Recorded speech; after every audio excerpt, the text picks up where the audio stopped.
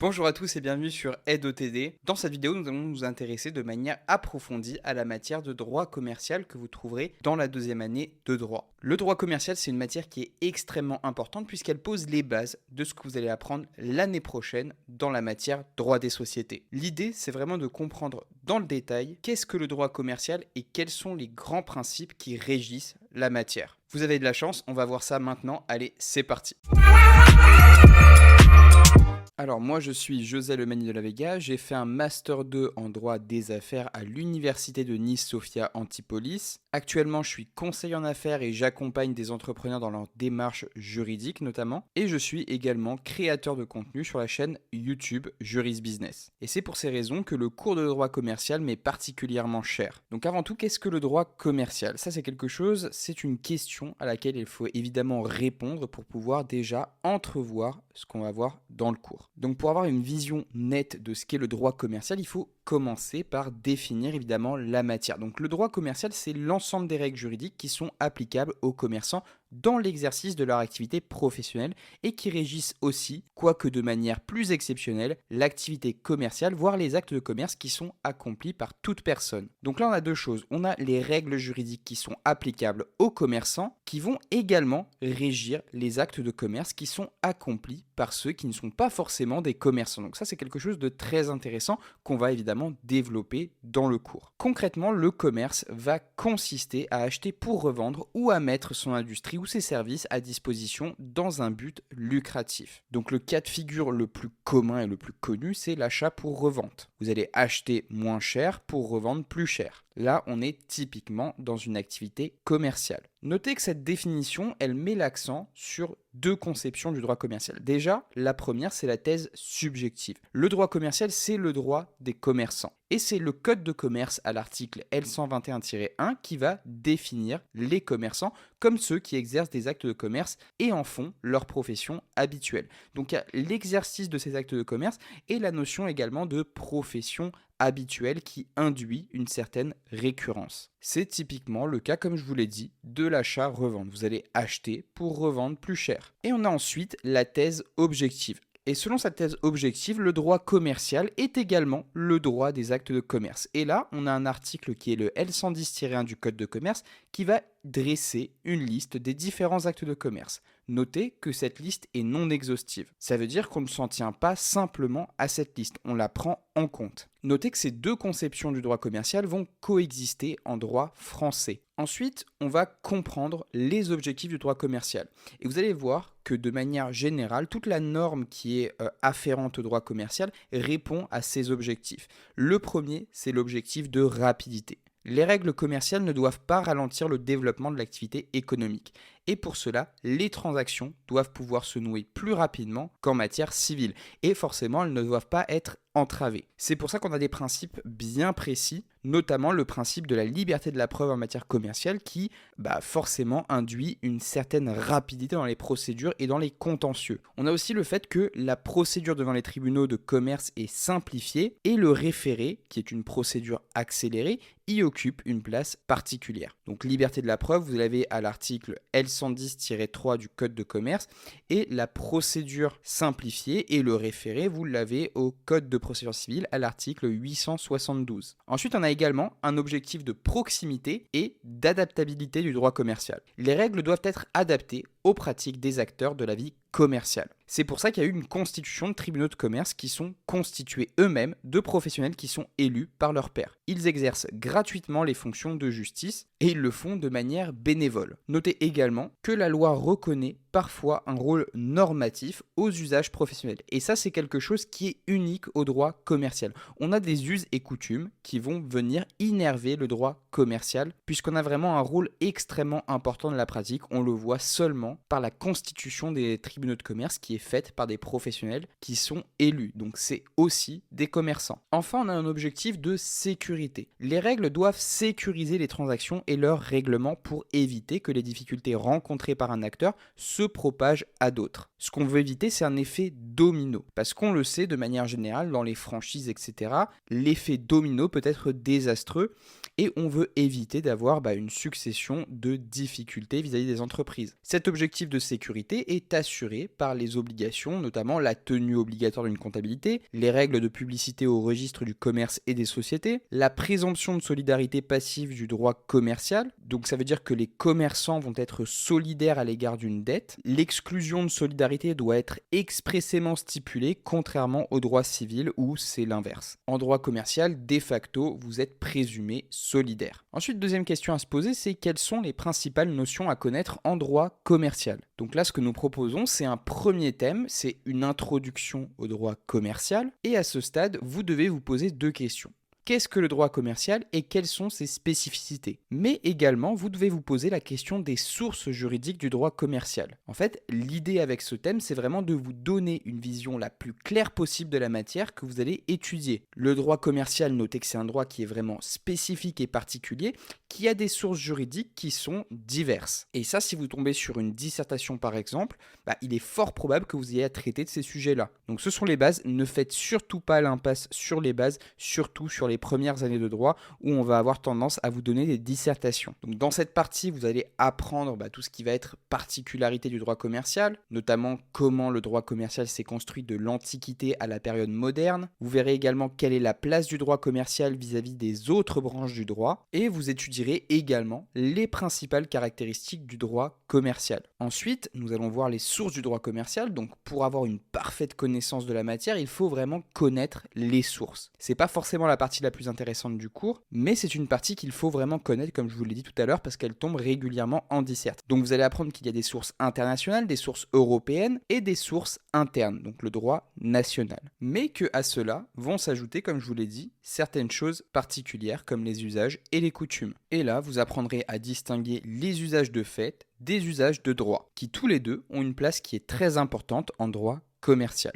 L'usage de fait, c'est une pratique habituellement admise par les professionnels, généralement sur un marché ou un secteur donné. Donc on est vraiment sur une profession, sur un marché et un secteur vraiment très précis. Par exemple, dans le commerce du bois, c'est la règle selon laquelle l'acheteur supporte le risque de défaut découvert au sciage pour des billes non découpées. Et l'usage de droit, quant à lui, il naît également d'une pratique répétée, mais a un champ d'application plus vaste. Et également une opposabilité plus importante du fait qu'il va constituer une véritable règle de droit, puisqu'il est consacré par une décision de justice cette fois. Ensuite, dans le thème numéro 2, nous allons voir les actes en matière commerciale. Donc ça, c'est un thème qui est très très important. Et là, la question qu'il faut se poser, c'est comment définir l'acte de commerce. Déjà, l'acte de commerce n'est pas défini. L'article L110-1 se contente de lister les différents actes de commerce. Et selon la doctrine, pour quand même identifier un acte de commerce, on identifie 3 caractéristiques précises. Déjà, une idée de spéculation, c'est la recherche du bénéfice, une idée de circulation ou d'entremise et une idée d'entreprise. Si vous arrivez à identifier un acte qui comporte ces 3 caractéristiques, vous êtes probablement, très certainement, face à un acte de commerce. Et ça, attention, car c'est quelque chose qu'on peut vous demander en cas pratique. Et c'est très très important de savoir identifier ce qu'est un acte de commerce et le rattacher à tel ou tel article du code. Mais ça, on va vous l'apprendre directement dans le cours. Quoi qu'il en soit, vous apprendrez qu'il y a des actes de commerce par nature. Ces actes sont commerciaux indépendamment de leur auteur. L'article L110-1 du Code de commerce, comme je vous l'ai dit, liste une série d'actes de commerce qui est non exhaustive. Ces actes peuvent être divisés en 2 grandes catégories, ceux accomplis à titre isolé et ceux qui sont accomplis cette fois en entreprise. Ensuite, nous verrons les actes de commerce par la forme et par accessoire. Vous apprendrez qu'un acte peut être commercial du fait de la forme utilisée. Vous avez par exemple le cas des lettres de change et des sociétés commerciales par la forme. Ce sont des actes de commerce par la forme. Et vous verrez également la théorie de l'accessoire, avec notamment le fait que l'accessoire suit le principal. Ça signifie que lorsqu'il existe un rapport d'accessoire et de principal, la qualification de l'accessoire va suivre le principal. Par exemple, le principal est la commercialité, et cette commercialité va être étendue à l'accessoire. L'ensemble de l'opération, bien que regroupant des actes de nature diverses, va se voir appliquer un régime propre et unique grâce au principal qui est le commercial. Donc on va dire que l'acte va baigner dans un contexte de commercialité. Et cette commercialité va s'étendre aux autres actes. Ensuite, nous verrons toujours dans ce thème numéro 2, le régime de l'acte de commerce. Il s'agira ici d'étudier les règles qui sont applicables aux actes de commerce. On verra qu'elles présentent des particularités par rapport au droit civil parce qu'elles vont mettre l'accent sur la nécessité exigée par la vie commerciale. Donc le pragmatisme, la rapidité, la confiance, etc. Ensuite, dans le thème numéro 3, nous parlerons des acteurs en matière commerciale. Dans ce thème 3, nous verrons plusieurs sous-thèmes, dont le premier est le commerçant évidemment. Nous parlerons ici de l'acquisition de la qualité de commerçant. Il faudra comprendre comment s'acquiert cette qualité, aussi bien pour les personnes physiques que pour les personnes morales. Notez que s'agissant des personnes morales, les actes réalisés par les sociétés commerciales par la forme, même si leur objet social est exclusivement civil, sont commerciaux. Donc ça, c'est une jurisprudence du 29 septembre 2009 qui est plutôt intéressante et que je vous conseille de lire. On vous a mis toutes les références et on vous met à chaque fois la référence complète pour que vous puissiez aller lire les arrêts. Ça, c'est très important. Et pas être surpris le jour de l'examen parce qu'on a lu 5 arrêts seulement sur toute l'année. Donc lisez vraiment le maximum d'arrêts. En plus, ça vous permet vraiment de brasser des notions de droit commercial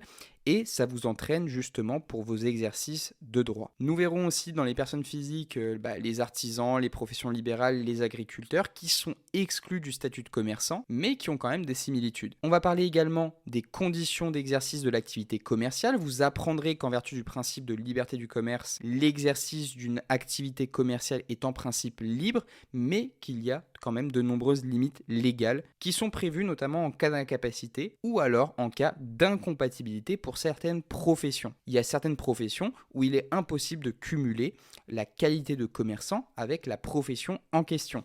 Donc ça, faites très attention car sur un cas pratique, c'est des questions qu'il faut vraiment se poser. Si par exemple, vous voyez dans un cas pratique qu'un notaire veut ouvrir une boutique de vente de vêtements, posez-vous la question de la capacité du notaire à opter pour ce statut de commerçant. Est-ce qu'il est en droit de le faire ? Ensuite, nous verrons les modes d'exercice de l'activité commerciale. Ici, nous verrons que l'activité commerciale peut être exercée sous forme individuelle ou sous forme sociale. Dans la forme individuelle, on va voir aussi les conséquences sur le patrimoine du commerçant. Car oui, créer une entreprise individuelle par exemple va avoir des conséquences directes sur le patrimoine. Ensuite, nous verrons l'exercice de l'activité commerciale en couple. Notez ici, très important, le couple peut avoir des conséquences sur l'activité commerciale. Il faudra avoir différents régimes, notamment le concubinage, le pax ou le mariage. Et si vous avez des notions de droit de la famille, vous savez que dans le mariage, il y a différents régimes. Donc tout ça, on va le détailler vraiment dans le cours, comme ça vous serez vraiment impeccable pour vos partiels. Ensuite, nous verrons les effets de la qualité de commerçant. Notez que le commerçant va se voir appliquer énormément de règles juridiques, des obligations de publicité, des obligations comptables et des obligations financières. Commerçant, c'est pas quelque chose de simple. Le salarié, lui, va recevoir simplement sa fiche de paye tous les mois. Le commerçant, lui, va être soumis à des obligations déclaratives, des obligations comptables et financières. Donc il faut quand même avoir un minimum de connaissances juridiques pour connaître évidemment toutes ces obligations. Ensuite, en sous-thème 4, nous verrons les institutions commerciales. C'est une partie du cours qui va nous permettre d'étudier les différentes institutions en matière commerciale. Et une attention particulière va être portée sur les tribunaux de commerce qui sont également appelés juridictions consulaires. Enfin, nous aborderons le thème 4. Et dans ce thème 4, nous allons parler des moyens de l'activité commerciale, notamment du fonds de commerce. Le fonds de commerce, c'est vraiment un des sujets les plus vastes du droit commercial. Et le fonds de commerce, vous allez le retrouver dans énormément de matières, notamment en droit des sociétés, etc. Vous allez vraiment trouver du fonds de commerce partout. Donc vraiment, s'il y a vraiment une partie du cours qui va vous servir vraiment tout au long de votre cursus universitaire, c'est bien celui-là, surtout si vous vous dirigez vers un parcours droit des affaires. Donc déjà, le fonds de commerce, c'est une notion juridique qui présente de nombreux intérêts pour le commerçant, pour les créanciers et pour l'administration fiscale. Pour le commerçant, il s'agit d'assurer la pérennité de son activité grâce à la conclusion d'un contrat de bail commercial. Ce contrat est soumis à des règles qui favorisent la stabilité du commerçant. Forcément, il ne doit pas être dans la crainte d'être évincé tous les ans. Parce que pour le coup, il s'est fait une clientèle, etc. Et s'il doit changer de local commercial à chaque fois, vous comprenez que c'est problématique. Pour le commerçant, l'intérêt, c'est également d'obtenir des financements pour le développement de son activité grâce à la possibilité d'effectuer un nantissement de ce fonds de commerce.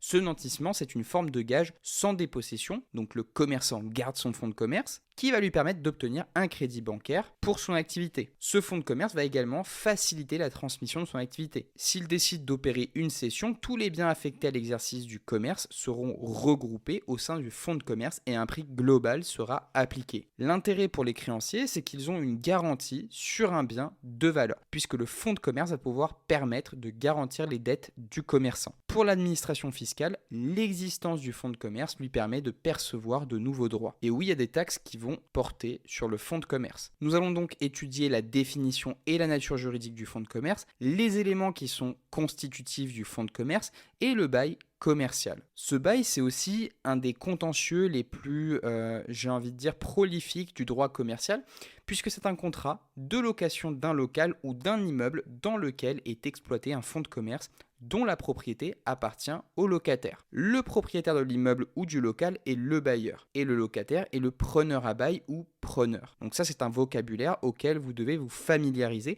parce qu'il se peut que dans vos cas pratiques, vous ayez affaire à des choses qui soient similaires. Nous verrons également l'exécution du bail commercial, les effets du bail commercial à son terme, donc le droit au renouvellement du bail commercial qui est vraiment un droit extrêmement important et qui est crucial pour le développement de l'activité commerciale du commerçant.